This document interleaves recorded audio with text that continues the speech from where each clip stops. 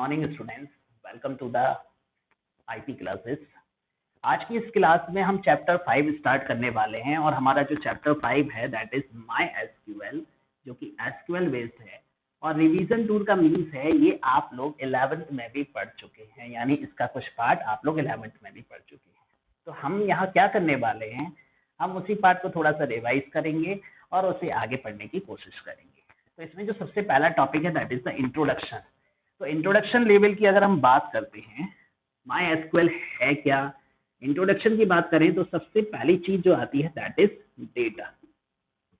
हमें पता है कि आजकल इंडस्ट्री में डेटा की बहुत ज्यादा रिक्वायरमेंट है। डेटा हमारा क्या है, एक बहुत ही इंपॉर्टेंट पार्ट है। अब इस डेटा को हमें क्या करना है, स्टोर करना है। और हमें इस डेटा को स्टोर कुछ इस तरह से करना है कि जरूरत पड़ने पे हम उसे आसानी से निकाल सकें, जरूरत पड़ने पे हम उसमें आसानी से चेंजेस कर सकें। तो हमें डेटा को स्टोर करना है इन अ केयरफुल मैनर, ताकि क्या हो, हम इजीली उसे रिट्रीव कर सके। रिट्रीव का मीन्स होता है हम उसे जरूरत पड़ने पर निकाल सकें, इजीली उसे अपडेट कर सके, यानी उसमें चेंजेस परफॉर्म करा सकें। तो बहुत सारे ऑपरेशन हैं जो हम डेटा के ऊपर परफॉर्म कराते हैं। डेटा को स्टोर करने के लिए हमने एक सिस्टम बनाया और उस सिस्टम को हम कहते हैं DBMS, that is database management system. लेकिन डेटाबेस मैनेजमेंट सिस्टम से पहले जो बात आती है कि हम डेटा को किस तरह से स्टोर करते हैं। डेटा को स्टोर करने के लिए हम क्या करते हैं, रो एंड कॉलम की फॉर्म में डेटा को स्टोर करते हैं। तो रो एंड कॉलम की फॉर्म में जब भी डेटा को स्टोर किया जाएगा उसे हम कहते हैं डेटाबेस। तो बेसिकली डेटाबेस है क्या, डेटाबेस वो फाइल है जिसमें हम अपने डेटा को स्टोर करते हैं। और मोस्टली ये डेटा किस तरह से स्टोर होता है, रो एंड कॉलम की फॉर्म में डेटा को स्टोर किया जाता है। रो एंड कॉलम की फॉर्म का मीन्स है यहाँ डेटा को किसमें स्टोर करते हैं, टैबुलर फॉर्म में। टैबुलर फॉर्म यानी टेबल्स बनाते हैं, उसमें हम रो एंड कॉलम की फॉर्म में अपने डेटा को स्टोर करते हैं। अब बात आती है डेटाबेस की।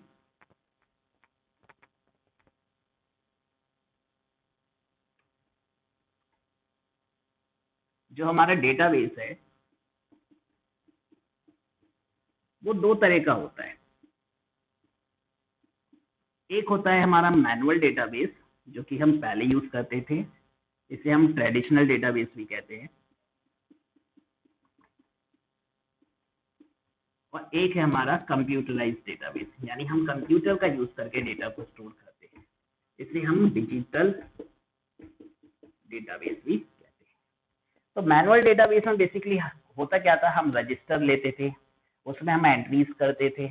तो वो एंट्रीज जो थी वो बहुत सारी एंट्रीज होती थी, तो उसमें बहुत सारी डिफिकल्टीज होती थी। तो कौन कौन सी डिफिकल्टीज होती थी, वहां हमें डेटा को स्टोर करना काफी डिफिकल्ट होता था।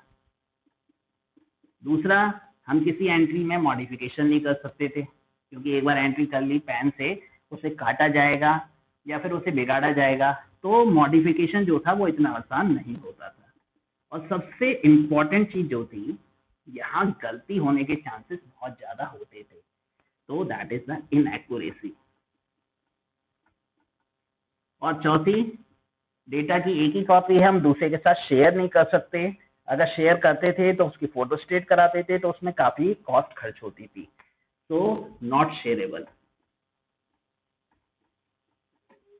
इसके अलावा सिक्योरिटी, सिक्योरिटी नहीं होती थी बिल्कुल भी। डेटा किस में स्टोर्ड है, एक रजिस्टर में स्टोर्ड है, तो वो इतना सिक्योर नहीं होता था। दूसरा जो डेटाबेस है वो है कंप्यूटराइज्ड डेटाबेस, उसे हम डिजिटल डेटाबेस भी कहते हैं। तो हम यहाँ पे डेटा को स्टोर करते हैं ओवर द कंप्यूटर। तो कंप्यूटर में हम एक सॉफ्टवेयर का यूज करते हैं, उसे हम कहते हैं DBMS, that is database management system. तो डेटाबेस मैनेजमेंट सिस्टम एक ऐसा सॉफ्टवेयर है जो हमारे डेटा को किस में स्टोर करता है। डेटा हमारा स्टोर होता है ओवर द मेमोरी, और मेमोरी में डेटा किस फॉर्म में स्टोर होता है, that is stored in the form of row and column, यानी टैबुलर फॉर्म में हम डेटा को स्टोर करते हैं। इसके बाद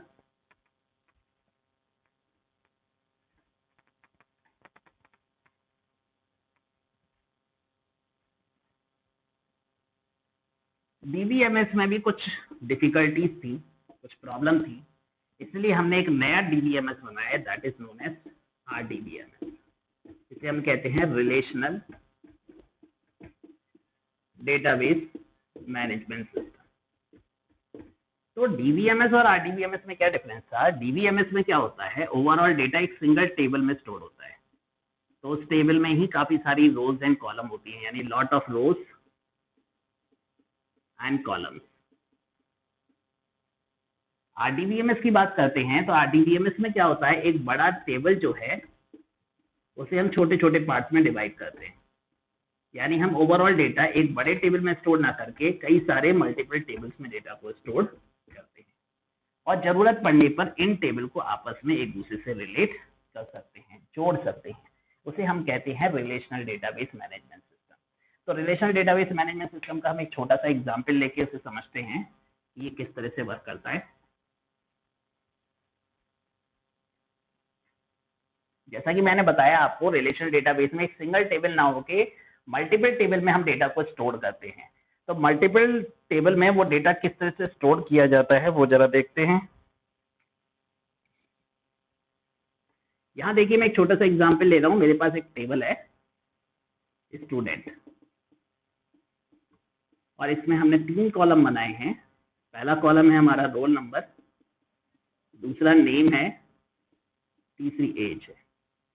रोल नंबर 1, 2 और 3, नेम हम ले लेते हैं, that is Ajay, Vijay, Sanjay. 19 year, 20 year, 20 year. दूसरा जो टेबल है दैट इज द पर्सनल, जिसमें हम उसकी पर्सनल इंफॉर्मेशन को स्टोर करते हैं। इसमें पहला कॉलम है आईडी, दूसरा है रोल नंबर और तीसरा है कॉन्टेक्ट नंबर। आईडी हमारी है 101, 102, 103। रोल नंबर है, रोल नंबर 1 का एक कॉन्टेक्ट नंबर है 931 से शुरू होता है।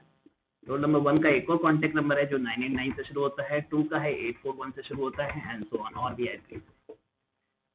अब अगर हमें अजय का कॉन्टेक्ट नंबर चाहिए तो हम सिर्फ इस टेबल से उसे गेट नहीं कर सकते, क्योंकि यहाँ पर नेम तो है लेकिन कॉन्टेक्ट नंबर नहीं।